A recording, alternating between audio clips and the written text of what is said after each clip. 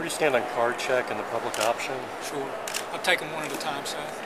On what's been referred to as card check, what's happening now in the Senate is that the card check bill, as initially drafted, has been moved away from by the advocates of card check. They have negotiations and discussions on now about crafting a compromise. I have not seen that bill, but I've heard about portions of it. That bill has not yet been released. But there are provisions in there that, as described to me, that I do favor.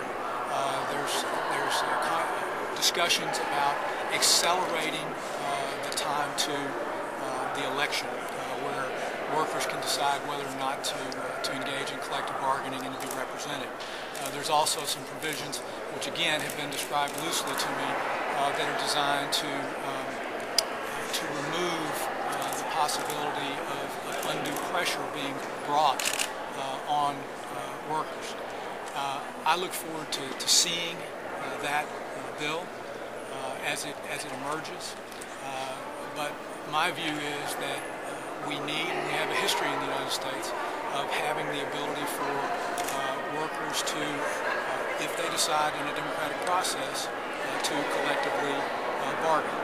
I also understand in this piece of legislation that there are some exemptions for small businesses.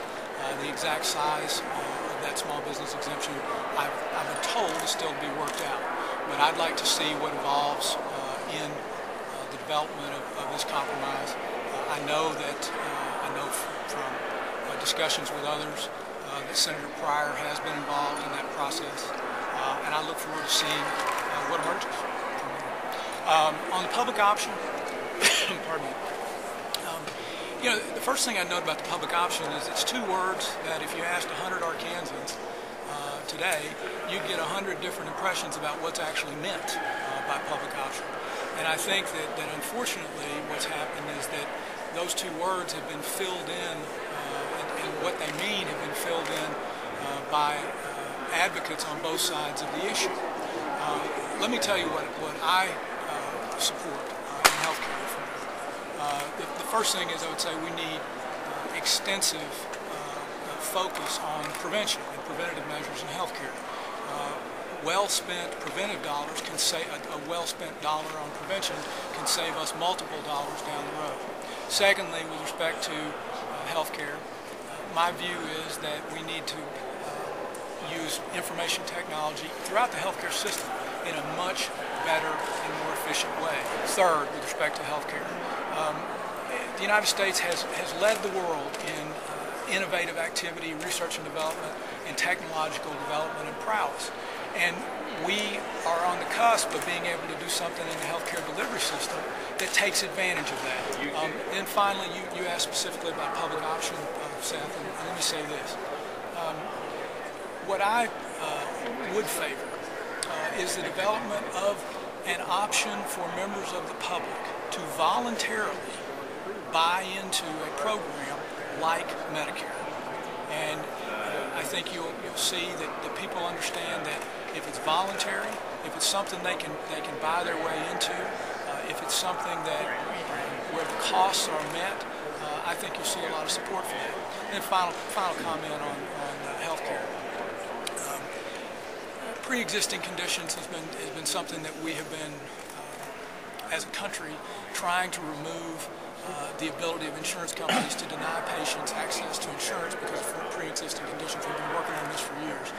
It's past time to get that done, and my hope is in these reforms that emerge that we'll see that happen. You mentioned special interest groups. Do you consider the labor unions and some other groups supporting you to be special interest groups? You know, the thing is that these folks represent working men and women across Arkansas and across America.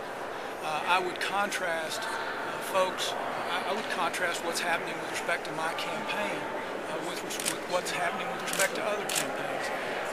I'm incredibly honored and excited and thrilled about the fact that in the last 26 hours, over 20,000 individuals have made contributions to our campaign online, and that the average amount of those contributions has been $23 a person. Contrast that with what is happening with so many candidates where the contributions are coming to them in $2,500 or $2,400 or $4,800 increments, or coming from political action committees where the increment's $5,000 in political action committee. We are off to something I'm just very grateful for, is that individuals are digging deep into their pockets and spending on average $23 a person, when we know that those folks could be spending that $23 to have an evening out at the movies with a spouse, or to take the kids out to a restaurant in town. And I am profoundly grateful for that.